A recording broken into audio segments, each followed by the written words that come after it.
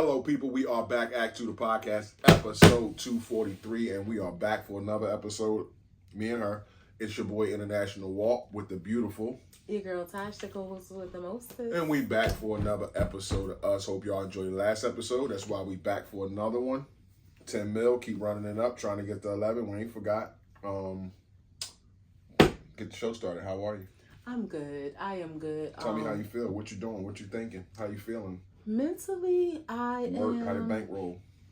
Mentally, I'm a 9. I feel pretty good. I'm probably a 9 because of like some work stuff, but it's all good. But you know, it is what it is. So yeah, I'm a 9. I feel good. Finances an 8. Thank you, God, for all of your blessings. Work is a 9. It's good. A lot of things going, moving and shaking. About to hire somebody new, well, in that process. And only reason why I say it's like affecting me mentally a little bit. You know, you just don't want to make the wrong decision. They ain't got no bad vibe, do they? They ain't like no thief. You don't think they're a thief. You don't think they're like a shitty person.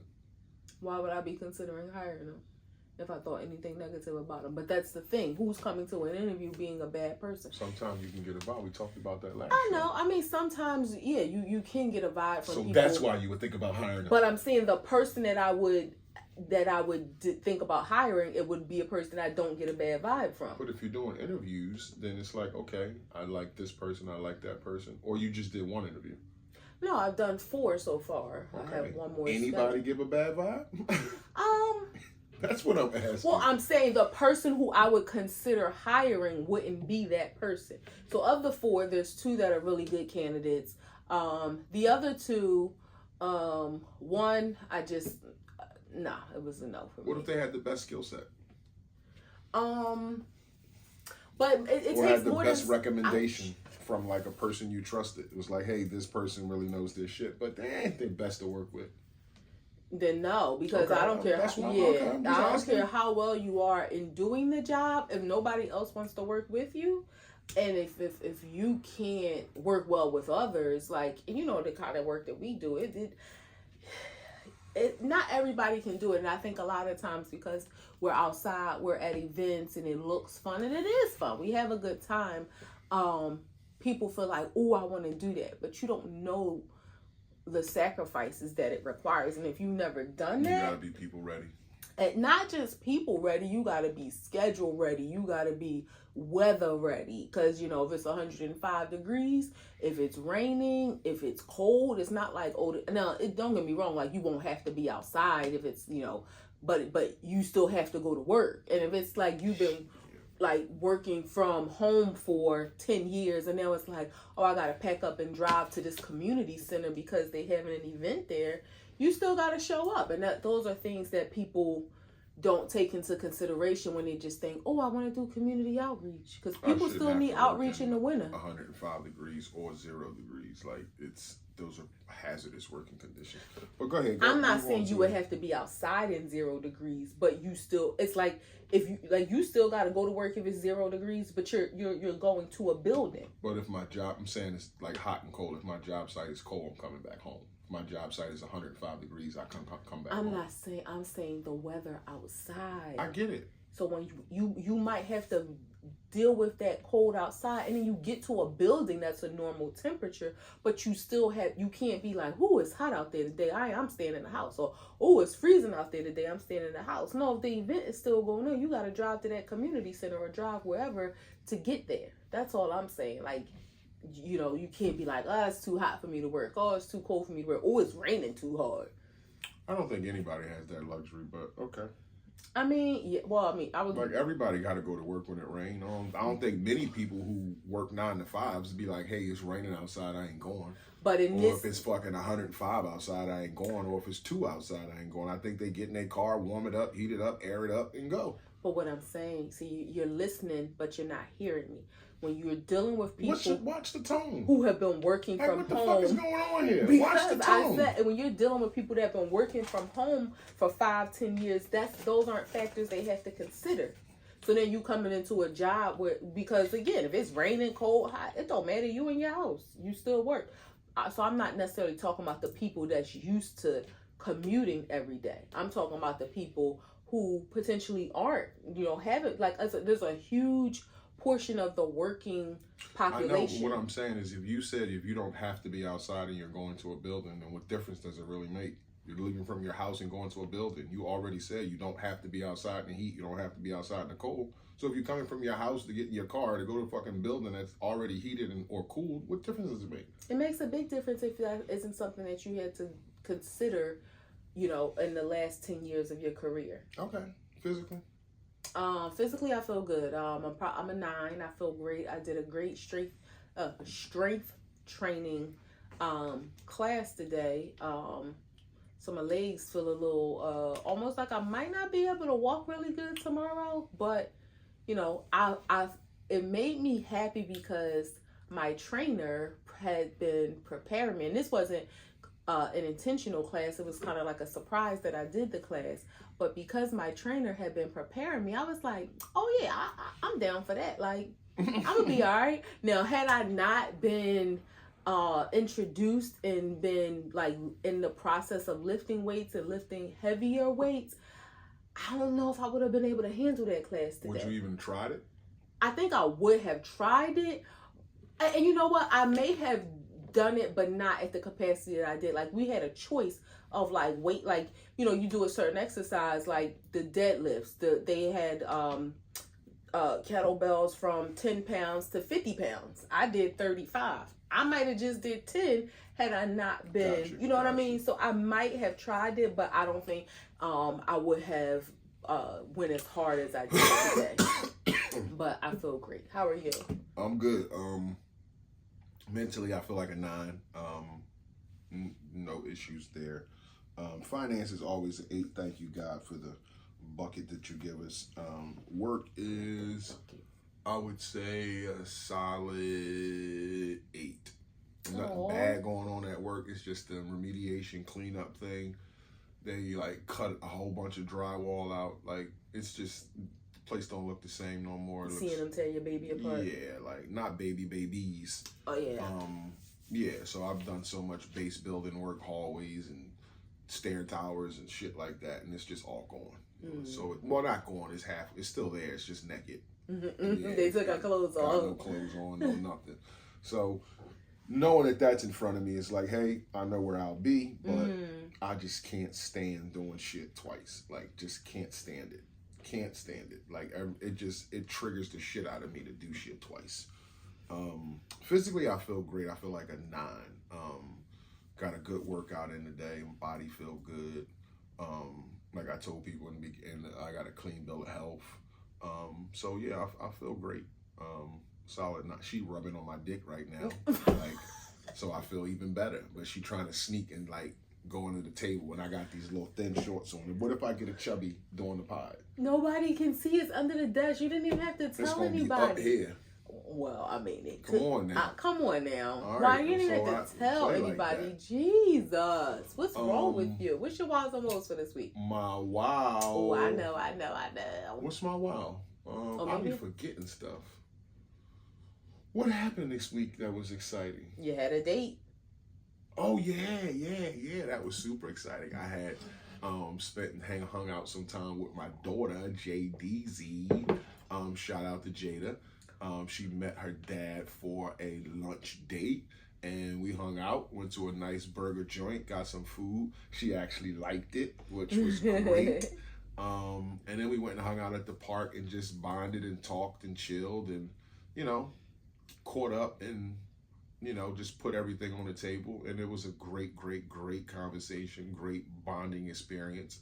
Looking forward to seeing her soon and doing that again. So yeah, just hanging out with her. I mean, she's going through a little bit of shit right now, but she's gonna be all right. And adulting. Yeah, being an adult, and it was just good to see her. I posted it in my story. A lot of people say she's my twin, but yeah, it was just good to be in her presence and see her face, kiss on her, hug on her, that type of thing. So yeah, and just sitting across from her, thinking like, damn, you grown as fuck.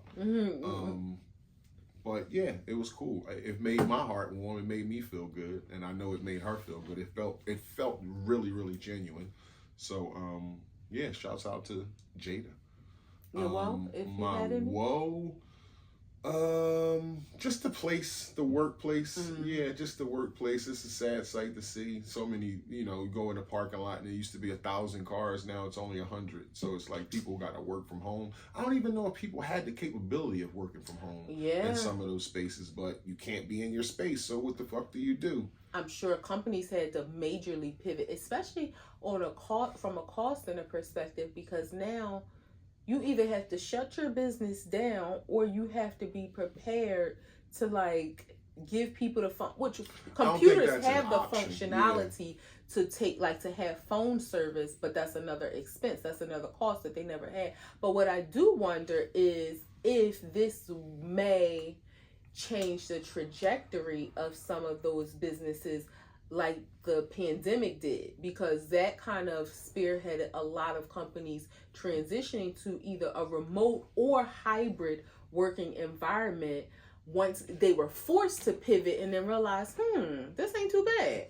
Yeah, but it's a lot involved, because if you're a year into a 7-year lease or a 10-year lease, you want people to take up that space. Yeah, it's tough to get out of that. It costs you a lot of money. You don't probably want to go that route. There's going to be lawyers and shit involved. People going to want to sue. It's a big thing. So it's like, what's the best way and quickest way to get me back to work? And I think that's the plan that everybody is going in.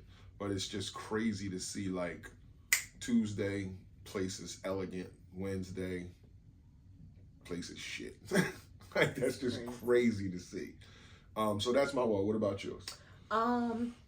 I can't think of any, so I won't conjure up any negative situation. I don't have any woe. My wow is you and Jada. I was really excited, about you being, y'all having that opportunity to spend that time together. And I know y'all had experienced some growing pains through the years as your relationship has evolved.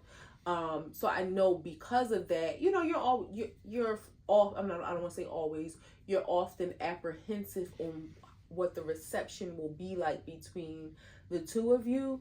I was happy I was able to speak some life and love into you and just, encourage you. Not to say that it was because of me, but just, I know my husband and I know how you can get in your head. So I wanted to just kind of, put that in your head, to let you know. I appreciate it, and it helped.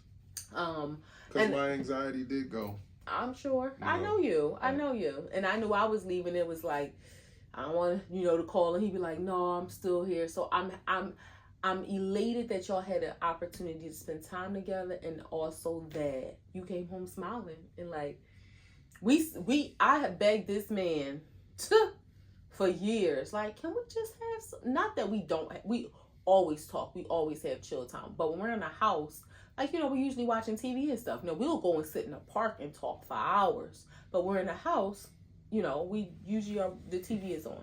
We sat and talked for hours after his visit with his daughter without the TV. So I knew, like, I remember that. He was in such a good mental space. He didn't need the distraction or the TV to just like occupy his mind. So I knew he was in a great mental space. Well, it was a good thing that happened to me, and the first thing I want to do when something good happens is talk to my friends. Yeah. So I wanted to come home and see you. I wanted you to be in a good mood. I wanted you to be like, what happened? Like, like, make me talk to you. Yeah, So and we did for a couple hours. Yeah, so that's all I wanted was your attention.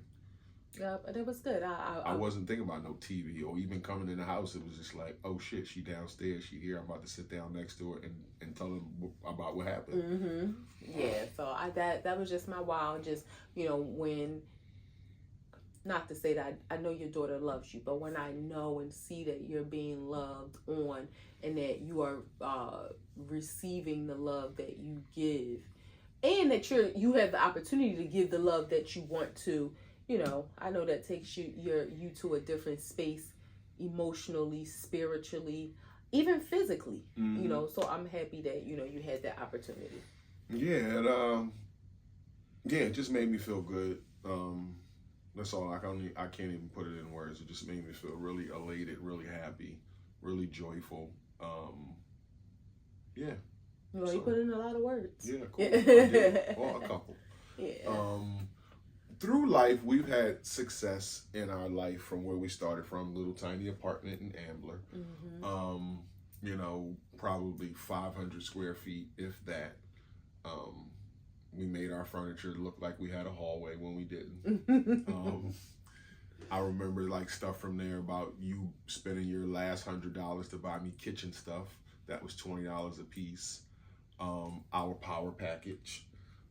We always kept a king size bed. Always kept a king size bed, even when we was broke. I remember our first night in there watching TV on the floor. But we've come a long way through houses and things like that, and we've gotten a little bit bougier in life. You know, and we don't like broadcast news things that we do a lot or seem like elitist. But what is the bougiest thing you do to date? Like being honest, that you didn't do, say, you know, as far as our life, Ambler. I guess the bougiest thing is probably relative depending on who you're talking to. I'm talking to you. No, but I'm saying who the audience is, because what we might consider bougie, somebody else who's probably bougier, that's the norm for them. I would say for me, washing dishes is for the birds, and okay, so dishwasher. Like having a dishwasher. And again, I don't even know if that's bougie or if that's just a different level unlocked of resourcefulness. It's like, why would I want to wash the dishes when they got machines that do it? Like, it's a whole thing and it's not new, it's for years. And so many people, black people specifically, are like, I don't use no dishwasher. Even when I was telling Toya about it, like needing a new dishwasher, she was like, you're so high, Sadiddy. I'm like, I'll take it when it comes to washing the dishes. And then she was like, does it really get the dishes clean? And I think that's the mentality that a lot of black people have. They feel like if their hands aren't on it, washing it like they've been trained and know how to wash, it's that fear of, I don't want no dirty dishes. And I get it. For me, I had to learn the proper way, like how to load it, what things go where, because you can't just throw everything in there. But that's for me. It's like right now, while my dishwasher is down, I am like sad. Like, I done bought gloves to wash the dishes with, because I don't want my nails to get like old and start lifting up and like. So I mean, you're more bougier than I am. How? You definitely are, because you care about certain things that, it's weird. We have different levels, because like you care about certain things like your car, like the kind of car that you have. Okay. Baby, I would drive a 1995 Honda Accord if I knew it was in good working condition and it functioned how it needed to function. I don't care about a car in the sense of its like newness, it's like grandiosity. Like, I just want it to be functioning. I want to know that it's safe. I want to know that it's not going to break down. And when I say a 95 Honda Accord, I'm exaggerating, because I don't want to be in a situation where it's like, oh my God, I hope it make it. No, I want a reliable car. I want it to relatively look nice, meaning like I don't want but you don't have to have a luxury car. I don't have to have a luxury car. I don't have to have a new car. I just needed to run good. Yeah, and just, keep it gassed up, keep up on my oil changes. So you're bougie in that way. So you kind of took mine, because I was going to say I would think my bouginess would be my car. I can't, but that's what I'm saying. It's hard for me to think, and I think like people, for me, is my other bouginess, where it's like I don't like to be around certain people that, this is gonna sound so bad, but it's because it's judgmental, but people that I deem not worthy to be around. So that's just how I feel. Like, and that my age, it's like if we're not on the same plane, or we have a conversation and you're talking about some weird shit, or you comment on something that's like, I don't like that, I probably won't want to be around you. And that's probably wrong in some aspects, and it's worked out in some aspects. I've seen later on, like, I knew I didn't want to be around that motherfucker. So yeah, I would think people Yeah. and yeah, like For I've me, always bought weed. I mean, I buy weed whenever I want to. Um, I don't think that has anything yeah, to do with like that's being not bougie. bougie. I think for me, it's not necessarily people. It's certain environments that I'm not going to entertain. Like Oh if yeah, somebody environments is too. having like, It's not people.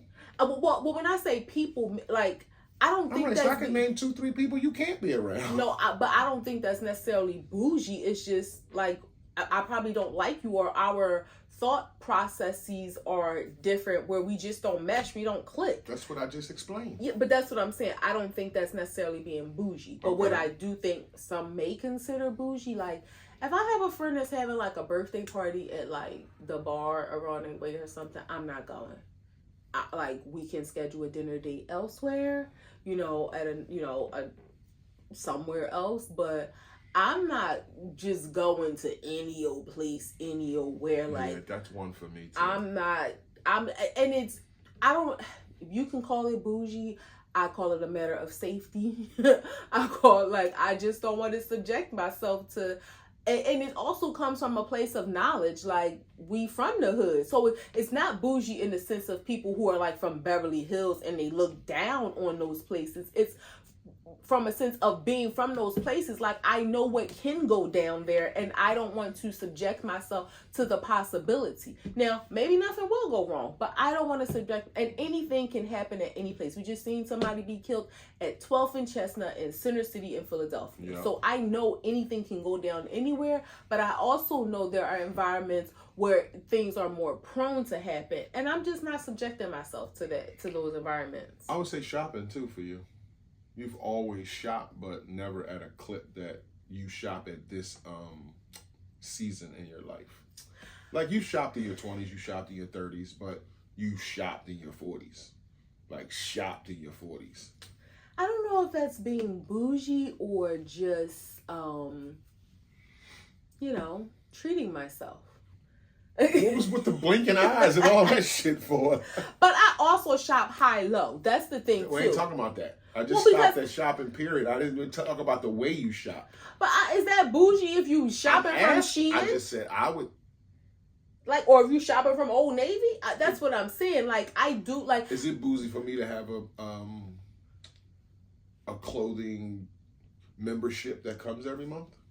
I don't think that's bougie. Now, if you had, like... Because, again, it's like the clothes that come, they're very... middle of the lane. It's not like, you're getting shipments from Louis Vuitton every month. Then it'd be like, what the hell are you doing? I don't think that's bougie at all. I think it's... So bougie is only, in a sense, when it comes to clothing, if you're buying high level shit? I think it's when you look as down upon other things. Because you can buy high level... I think that's an elitist. I don't think that's bougie. And we probably doing semantics here, but I think there's a difference between being bougie of just liking better stuff as you get older or you start to obtain more, and being elitist where you look down on people just across the board who don't have what you have.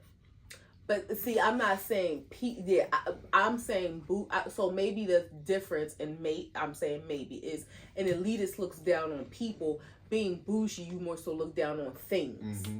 So maybe that's the difference. I don't know. I don't look down on anybody. Like, because now don't get me wrong. There are people's actions and the way that they carry themselves, but like them as a person, like, seeing somebody who live in the hood and they, struggling to make it, here's an example. I was talking to somebody the other day, and she was telling me she got 2 kids. She was telling me she was pregnant. She was like, nobody else know. And I'm like, oh wow, like you're revealing this information to me, a perfect stranger. But I guess she feel like no matter who you tell, I don't know him. Mm-hmm. But she was saying how she blah blah blah blah. She was about to go to closing for her house. She was like, if the inspection goes well, and she was buying this house in Camden. And it's like, okay, this is a great thing. Like, would I want to buy a house in Camden or North Philly or any hood anywhere? Absolutely not. But I'm not going to look down on her for that, because by the grace of God, that could be us. Like, people could have looked at us in the same way when we bought our first house in Pennsauken.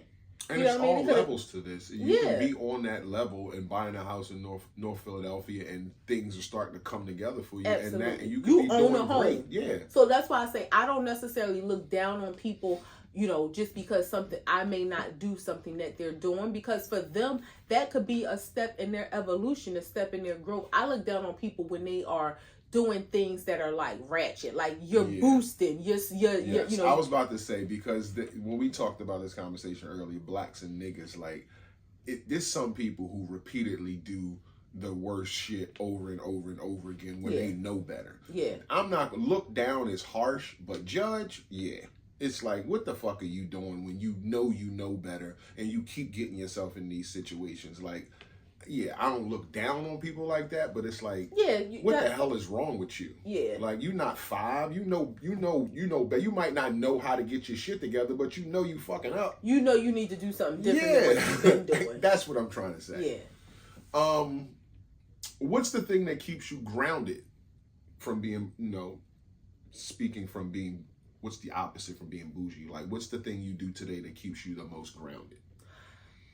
So, I mean, if we want to talk on a materialism level, one thing about me, even though you say shopping and all that, I do have a limit. Like, I don't care how nice something is. I don't buy myself, and why I have this number, I don't know, but this has been my number for years. I don't buy myself anything that costs over $300. A coat, a shoe, a bag. And for some people, they might, like, I'm not saying that's a little bit of money for some people. For some people, that's like, oh, that's cheap. And for some people, they can think that's astronomical. I don't care. For me, that's like my thing. Like, I don't want to spend my money, like, or I don't need to spend my money on like those luxurious things. Like, again, I will buy a Shein cart. Like, I will wear cheap clothes. I don't care if it's cute and I like it. And cheap clothes, that's still relative. They could still look nice and be of okay quality. So that's just like on the materialism side. Like, for me, that's, I don't buy myself anything that costs over $300. On a different level, and I don't want to talk too much about it because it's between me and God. I love to give back, and in different capacities outside of my professional life. That is something that and I've mentioned this before. My mom kind of introduced us to that as kids, and I didn't even realize, it was just fun at that time. We used to go to this place right off of near the Tasty Cake Factory off of 29th and Allegheny, or Hunting Park, and we used to bag up potatoes and beans and stuff. Like, you had to put it in a bag and weigh it, and like you was doing that all day long. That they were using that to like feed people who needed meals, but then you also got a chance to take some home. It was called share. So, my mom used to take us to do that. As a kid, I didn't know she was doing that to get food. It was just like, oh, we're going to do this thing today to bag up the beans and vegetables. Fast forward, I started doing stuff like that in my life, like personally, and just other activities as well. So that for me, and knowing, but by the grace of God, that could be me. Like, I've been in situations, and I'm grateful that my life didn't go down that path, but I could be standing in line to get free diapers, to get free produce, to get a hot meal, just anything. But so for me, that I will always give back in whatever capacity I can. I think for me, it's the giving back thing also. The one thing about the giving back thing, I've tried. I mean, I went to the I know what you about to say. The soup kitchen with you to give back, and it is a fulfilling thing. Selfishly, it's a fulfilling thing because you leave there and you feel good. But in the moment, for me, it was super duper sad. Like, it really bothered me to see families, moms with kids come in for lunch and to get whatever was there, that we had to serve them to eat. And it was just like, damn, like, it made me just stop and think like, damn, whenever I'm hungry, I can go get food when I want. I can go to my refrigerator when I want and get what I want. I can go to the store and buy what I want to, and I don't have to worry about that. And just to think like these kids, whether they know it or not, their mom has to worry about feeding them. And that shit just broke me. It just made me super sad. Like, putting food in their bowls and looking at their faces. It was like, damn, like, I'm thankful that this isn't my life. So I never anticipated it being like that. So I kind of gotta get myself together to go back. Because he hasn't wanted to go back with me yet. And I'm going to go back because I want to give back, and it does feel good, and you're doing something. And other than that, I would probably be sitting on my couch for those hours. So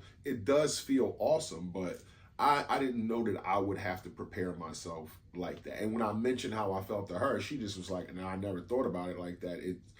I'm just in the moment, I guess." But for me, it was just like slow motion for me. Like everything had slowed down, and it was like, holy shit, I did not know I would feel like this. The other thing would be the gym. The gym is like that keeps me so grounded, because every day that I'm in the gym, I ask myself, why are you here? And I start to think about why I'm there, and it gets me emotional, and it makes me calm down. It makes me grateful. It makes me talk to God. I listen to gospel songs. It makes me in a different space than I am anywhere throughout my day. So that keeps me super grounded. You know, one thing, and if you're not, that's fine. Have you come to the point where you can put words to what happened to you? Not without crying.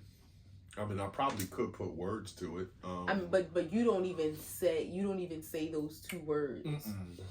No, I'm not there yet. Okay, that's fair. Yeah, and I probably could put words to it, but it wouldn't be articulated eloquently. It would be. No, I just meant those two words. Yeah. That was it. Yeah. So, yeah. And I never thought about that, like in the sense of the gym. I know for you, you're working out because you want to look good, you want to feel good. But just I can imagine that every day it's like a remembrance, and almost like giving.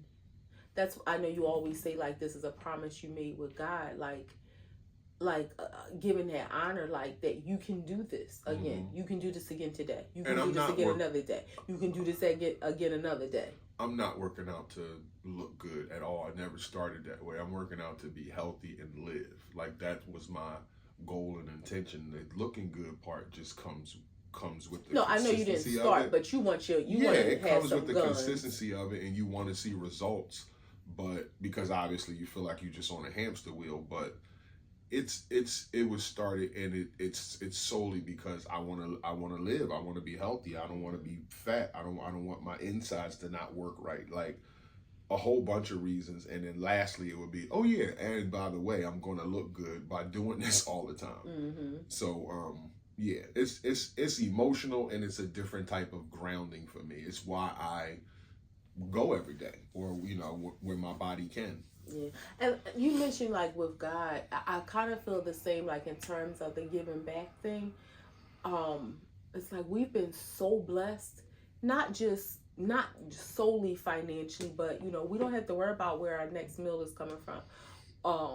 In the 25 years we've been together, you ain't had to rent one time, and you promised me that would never happen again. We ain't never had to worry about where we were gonna live. Yeah, I gotta tell the people I ain't had to rent one time. No. It's like, no, I'm just fucking with that you. was February 2002. I remember that. I'm just fucking with you. I'm just saying. I remember, and that was when you weren't as high in your company as you are now. And I remember work was a little slow for a minute, so I think you didn't work for like a couple days, and that whatever conversations you had, that never happened again. That was when Danny was still alive and with the company. I remember, and you saying, "I'm gonna make sure we all right, and this will never happen again." The rent got paid, and the rent was paid until 2008 when not at that same place, but we bought our house, and we ain't never missed a month of mortgage since 2008. So, those are the things that it's like I never ever want to take for granted, and it's almost like, for me, that's like a covenant I have with God. Like I'm always going to help. I don't feel emotional. I'm always going to help God's people because of how God has blessed me, how God has blessed my husband, how God has blessed my sisters. Like I'm always, always, always going to, and most of the things aren't financial, but if I can help financially, then it is.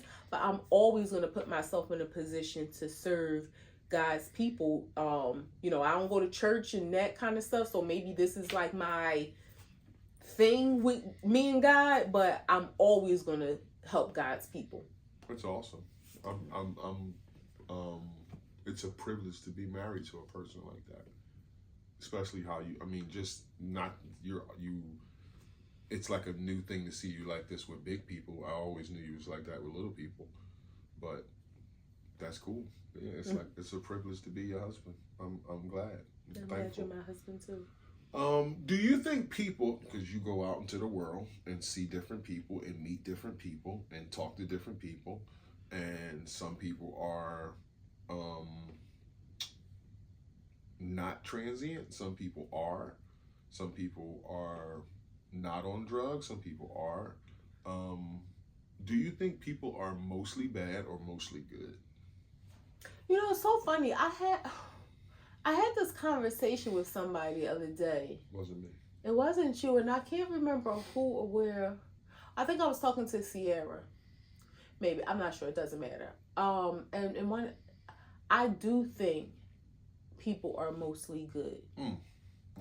I think we hear about so much bad, then it kind of skews our thought process because you're not hearing about the good stuff, because technically the good stuff should just be how things are, right? Like, so you're not hearing all the good. The news is going to tell us the bad stuff. So that's what we're hearing. I mean, not to minimize anybody's murder, but in a city like, 4 people get murdered. In a city of 4 million people, 4 people got murdered one day. That could be 4 people doing that. But then you're talking about the other, 3,998,996 people who didn't murder somebody. Or, well, it's 4 people got killed and 4 people killed them. So 3,999,992 people that weren't killed or didn't do the killing. So it's like, and not to say they didn't do other bad stuff. I was about to say you're minimizing crime when you don't clean it up like that. I'm glad you cleaned it up. I was about to say you're minimizing crime because some people out of them, all the millions, could have did robberies, could have did burglaries, could have been touching kids and stuff like that. But all I'm saying is I do think the majority of people are good.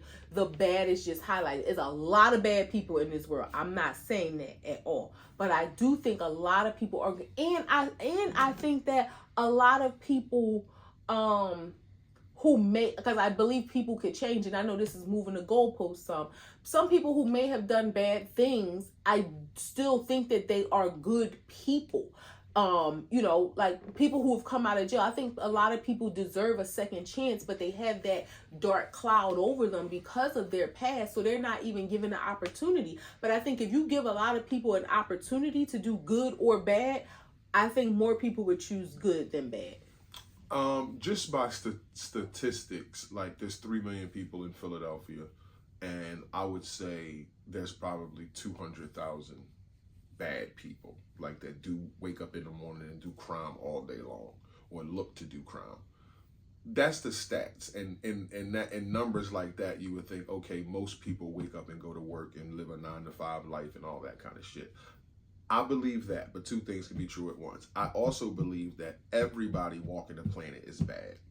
You're just as bad as you are good. I don't give a shit how good of a person you are, how much Lord you love, how much church you do. Put in the right situation, you are just as bad as you are good. And that's everybody walking the face of earth. So I think everybody has the potential to be the worst person on the planet. I always say this to you, you'd be surprised what humans can live with. Just go to sleep at night knowing what they did 10 years ago, or knowing what they did to a person, a kid, an animal, whatever the fuck it is. But just as much as you are good, you are bad. That's just the makeup of human beings. So the stats would say good and bad, but to me, I give people a F when I meet people and you work to an A.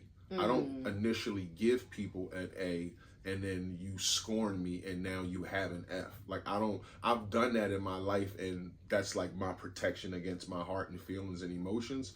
So don't look at, I mean, and I don't want people to look at it like I hate you when I meet you, but I am kind of standoffish. I don't speak much. I kind of observe and let you talk to see if you're the person to be in my space, or do I want to be in your space. So like everybody gets a bad grade, like, hey, who is this person? What are you about? Why are you talking to me? That kind of thing. And then once it's filled out, then you get a better grade. But off the rip, everybody gets an F. You know what that sounds like to me? You've been jaded by life. And not to say that it's right or wrong. And I think it's so... I said it's my defense mechanism, yeah. I think it's so interesting. Like you said, that's your protective mechanism. And for me, it's the exact opposite. It's this beautiful tattoo. It's just black lines of, it's like a woman's face, and you can see like the bottom of her face and her neck and her shoulders. I have the picture saved in my phone, and I want to get it tattooed on my calf. And then it's like flowers covering her eyes. And to me, what it symbolizes is seeing life through rose-colored lenses. And I purposely, for my protective mechanism, because I feel like you can see the bad way faster than you can see the good. Well, if you let yourself. But yeah, I feel like it would make me feel so bad in the inside to just always, I want to believe that people are genuinely good. So I'm walking through life wanting to see the good, but being aware that bad is out there and being alert for it. But I don't want to walk through the world like looking at it as a dark place and then being surprised by pops of light. I want to more so be like again, and I'm not saying the world is a beautiful place. It's just filled with dark people. But the world is a beautiful place, and I don't look at it like, hey, you know, like you're the worst person in the world to me. And I look at it like it's a time thing. Like if I'm standoffish and you, like, just say I give you an F when I first meet you, by the time, if you earned a B or an A, there's been some time there, and I know for a fact that you're not a bullshitter. You got my best interest. You're going to love me. You're going to care about me like I care about you. If I give you the A up front, there could be, let's just say I meet 6 people in a year, and I give everybody an A, and 5 of them hurt me. Like, I could be thinking, damn, like, why am I doing this to myself? And I'm getting a lesson in, hey, people aren't shit. Why do you keep walking around thinking people are got your best interest and won't hurt your feelings when 5 times you've been shown, that's just a hypothetical, but 5 times in a year you met these 6 different people and 5 of them turn out to be shit or did something to you. It's like, when will you learn that I can't keep doing this? Like the definition of insanity. That's how I look at it. But just because you think of somebody as a good person doesn't mean you're putting yourself in a like that you're close to them, or you're putting yourself in a situation for you to get hurt. It's just your perspective of them. That perspective could be from a distance, and then eventually you can find out like, you know, they ain't as good as I think. Thank goodness I never did get close to them. But your perspective is just how you think about them. It doesn't mean that, oh, I'm giving you an A, so let's be friends. No, I'm thinking you're a great person. I ain't jumping into a relationship with you, but, you know, I'm still checking, you know, filling you out. But let me ask you this, though. And again, this is not a right or wrong. It's just our perspective. You say you give them an F. Why don't you give them a C, like down the middle? Well, it was just a hypothetical scale. But it makes a difference. I know, but you want to be literally about it. It's I don't know why I don't give people a C. I guess that's like to not think one way or the other. I know, but it's almost like makes me think back when Kevin Samuel, and this is probably it's a good analogy in my head, when Kevin Samuel used to say, "Hey," to a woman, rate yourself, and you can't use a 7. Like I just feel like it's like a spot you shouldn't land on. Like you know what I mean? Like you playing the fence right there. Right, but I'm saying so you looking at other people, I think playing the fence until you know is fair. It's like, I'm not going to necessarily think you're a horrible person, but I ain't going to think you a great person. I'm going to just kind of stay in the middle and fill you out. Because again, I don't want to play with my emotions like that. I'm too protective over them. I don't want to feel no type of way about nobody that I once cared about and now I don't, or you hurt me or something like that. So I'm just super duper cautious to see hey, show me some time that you're a good person, and I'll believe it. But I'm not just gonna. You can't like, cause first impressions is a motherfucker. Like, you're not just gonna be this person firstly, and I give you this A and think that you're dope. And you turn out not to be. Then I feel like, hey, I wasted my time and my emotions. So if it's like, hey, something is pulling me towards this person, we're having these conversations, whether it be a work friend or not, we're having these conversations every day, something is pulling us to talk to each other every day, then it's like, okay, that F is lightening up to a D. It doesn't, happen like in years, but it just happened. It could be happen over a course of a few weeks. And it's like, oh, we're talking about this. A topic came up that was controversy and you said something about, like, there's been people I've been around that was, we was talking about, hey man, this dude touched this kid. And a person might say, well, what did he do? And it's like those kind of things. Because you're trying to rationalize it. Those kind of things immediately will be like, hey, I don't ever want to talk to you again because of how you think on this one subject. Mm-hmm. So I guess that's what I'm trying to say. So I don't want to give people an A, lead into some shit we been talking for 6 months, and then you drop some shit like that. And it's like, what the fuck? Not the kind of person you are. Yeah. And again, it's not even right or wrong. It's just, that's just how I am. Yeah, we just are at different spectrum. 3 grams? Or you have more questions? One more. Mm-hmm. Is violence ever justified? Yes. I mean, that was quick. Wrap it up. No, I mean, I immediately thought about somebody hurting you or one of my kids or my sisters. Yeah. I mean, I'm not gonna even try to think. We can keep it short. I agree with you. It definitely is. I mean, there's certain kind of violence that I don't think is ever justified. Like, a man or a woman slapping their partner or something like I don't think violence in a relationship is ever justified. But violence in life, yeah, because if you hurt somebody I love, I'm going to try to hurt you. Yeah, I think we're innately... No, justified in the courts, maybe not. I think we're innately made up that way, where it's in us to be violent. So I think it's justified in some instances. Somebody try to hurt you, my daughter, somebody that I really care about. Me trying to hurt me, yeah, I'm gonna be highly violent. But I also think on a deeper level, this country was built on violence. And I always have said this, like, things don't change until shit gets violent. People can vote, laws, do all kinds of shit, march, do all kinds of stuff. When people, if you look back in history, when things got violent, not saying that it's right, but I think in those moments, people thought, hey, it's justified. When things got violent, things change. But that's another story. 3 grams. Dame Dash. Dame Dash filed for bankruptcy, Chapter 7. Said he had only in his possession a handgun, $4,300. No, $4,300 worth of stuff. A handgun, a cell phone, and $100. And filed for bankruptcy. And that's kind of like a smart move to get, all your assets out, chill for a while, what they call sit down for 7 years. And you get your life back, or at least you get a kind of a fresh start. Thoughts?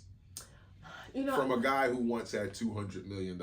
This is along the same lines of me when I think of Dame Dash. He's up there with like Mike Tyson. Like somebody who had $300-400 million. And now, like, Mike Tyson's going back on the road for the one-man show. Because he lost his money? Because, yeah, he in tax problems. He needs some money. He's fighting Floyd Mayweather next year so he can get some money. It's one of them things, and I guess this probably is apropos to Mike Tyson as well. People that you look at and it's like, they probably will never change because they appear to be the type of persons that don't really take direction well from others or take input from others. Dame Dash has always been very sort of, what's the word? I don't know. He's just been very pompous. Counterproductive. Oh, go ahead. I'm saying his personality has always been very pompous. Mm-hmm. So, is anybody telling him, hey, you probably should try things this way, or you probably would be more successful if you did things this way? He just doesn't give the perception that he's going to be receptive to that. Mike Tyson probably in the same way, just seeing some of his, some of the ways that he has acted. You all right? Yeah. Thought you was stuck over there for a minute. Listening to Seeing you. some of the ways that he has acted in the past, like in interviews and things that he said, he seems to have grown, from being a man who was going to eat somebody's baby. But we all know Mike barely loses. Yeah, so it's like, again, being that hard-headed type of person and not listening to people is probably what got them in this situation. That whole Chapter 7 thing is just like a crock of crap to me. But again, white people have benefited from it for years. So I ain't mad at a formerly wealthy black man, and I say formerly in air quotes, wealthy black man is, may now benefit from it as well. If you're a businessman, what I mean is his message has always been counterproductive because he's always preached, you're not a man or a boss unless you own whatever you're doing. So the fact that you work for anybody is something you shouldn't be doing. And it's like everybody, what are you doing? I'm sorry, I was trying to get a mint. And it's like everybody that you meet isn't going to be an entrepreneur or a boss or anything like that.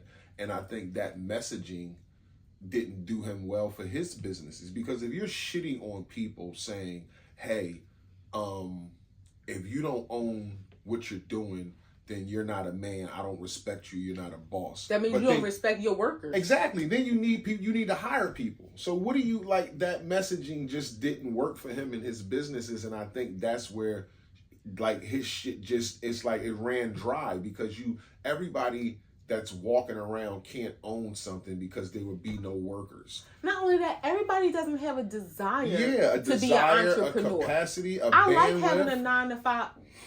A 9 to 5 in a technical sense, but a job where I know every 2 weeks I'm getting a paycheck, and that's pooping on entrepreneurs. Like, I applaud people who step out on faith and start their own business. I know 2 women who stepped out on faith, started their own business. They were still working like a 9 to 5 at a corporate. They actually worked at the same job that they hated, but they did it until it was like, you know what?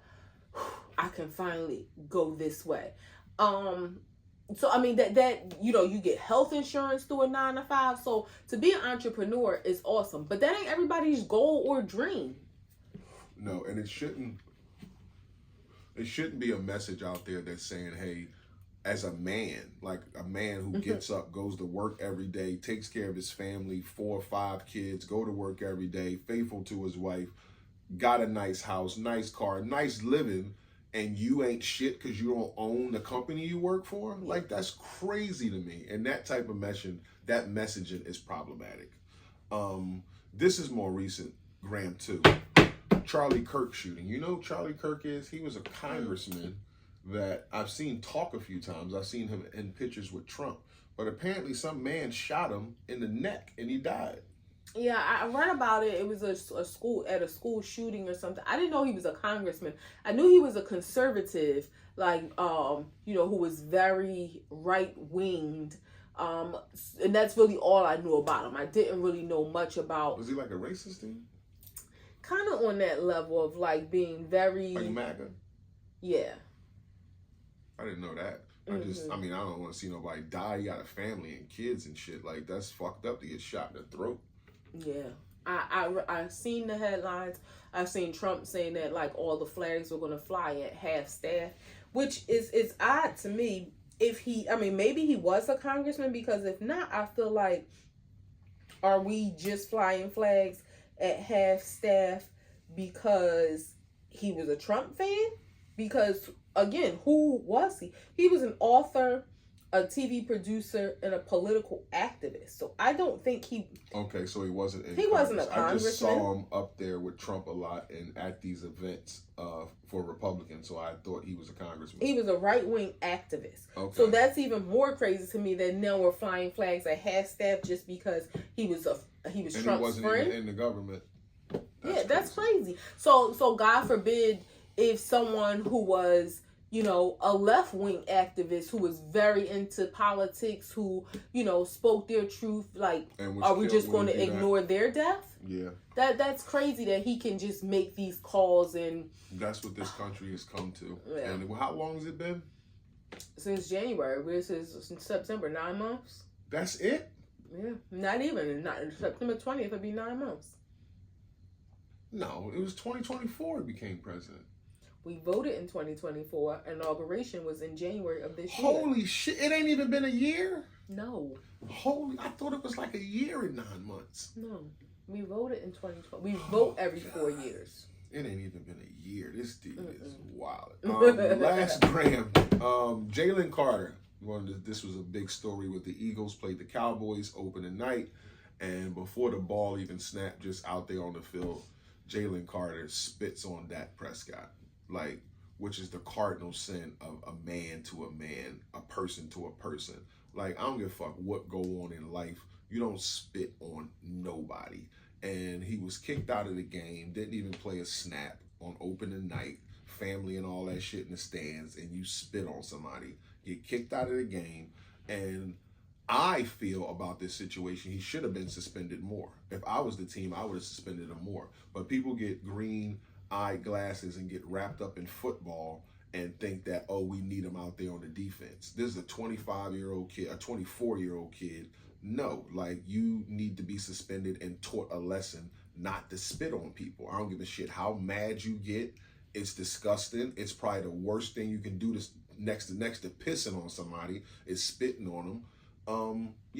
That's how I feel about that situation. He got the game that he sat out. That was the suspension that they used and called that a 1-game suspension. And also he got a $57,000 fine, which the guy, makes like $30 million a year. I just think he should have been suspended more. You got to be taught a lesson when you go that far. If it was a fight, a punch thrown, I'd feel the same way and get him back on the field. But spitting on somebody, you can't have that in the NFL. You can't have that in sports. You can't have that because you mad. It's disgusting. I agree. If you spit on somebody, somebody can press charges, and that is considered assault. Dak should pull his white man card, and he should file charges against him. That is absolutely. Say he uncomfortable on the field while he out here. No, he assaulted me. He spit on me. He assaulted me. Even if he has no interest in and I ain't advocating for a black man to be in jail, but even if he, just to put him through the ringer of the hassle of, you got to go to court, you got to do all these things because I'm filing charges on you. You assaulted me. You spit on me. But at the same time, I also feel like when we say is violence ever warranted, that should have been, and maybe Dak was scared because he a big man, but that should have been a Royal Rumble on the field. I don't care who it is. Somebody spit on you. Dak should have took his helmet off and cracked him upside his head. I don't care if you was going to get beat up. Let your team members help you. But that should have resulted in a fight. That's when violence is warranted. Somebody spit. I don't care who job you on. Somebody spit on you, you fight. It's triggering. I don't understand how it's not a natural reaction. It's almost like something not supposed to happen. I don't give a shit what's going on. Some spit fly, hands fly. There's no rational thought to think about. There's no, should I hit this person? There's no, what's going to happen? Oh, I'm going to get kicked out of the game too. She rubbing my dick again. Stop! But yeah, it's why? No, you can't spit on people. Keep in my hands. That's a wrap. Act 2 the podcast, episode 243, coming to a close. Girl, coming to a close. She got me all thrown off. Act 2 the podcast, coming to a close. It's your boy, International Walt. It's your girl, Taj, the co-hostess with the most. If y'all fuck with us, y'all fuck with us. If you don't, you should. Peace. Thank you. I'm going to fuck the bed.